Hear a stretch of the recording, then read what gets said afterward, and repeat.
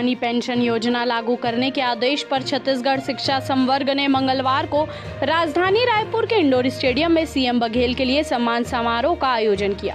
आयोजन में सीएम भूपेश बघेल के पहुंचते ही नारों के भारी शोर के साथ सीएम का स्वागत हुआ। कार्यक्रम को संबोधित करते हुए सीएम बघेल ने कहा, जब मैंने घोषणा की ओल्ड पेंशन लागू होगी तो यह सोचा नहीं था कि इसका असर कितनी दूर तक होगा। एक फैसले से जीवन में कितना परिवर्तन आता है।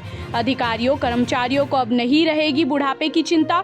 सीएम बघेल ने कहा कि मध्य प्रदेश काल के बाद शिक्षक भर्ती सीधे हमारे कार्यकाल में हुई है। अब कोई शिक्षाकर्मी भर्ती नहीं होगी, जो भी होगी सीधे शिक्षक भर्ती ही होगी। संगठन सरकारी कर्मचारी अधिकारियों के संगठन आगे धन्यवाद दे रहे हैं। आज एक बड़ा आयोजन शिक्षकों के और पंचायत सचिवों के 12 संगठनों ने आज धन्यवाद आभार व्यक्त किया। हजारों की तादाद में सब कर्मचारी आए थे और कुछ उनके मांगे थी, उनमें कुछ संशय है, उसको मैंने चीफ सेक्रेटरी से कहा है कि उन सबको उसके बारे में अपना प्रस्ताव दें।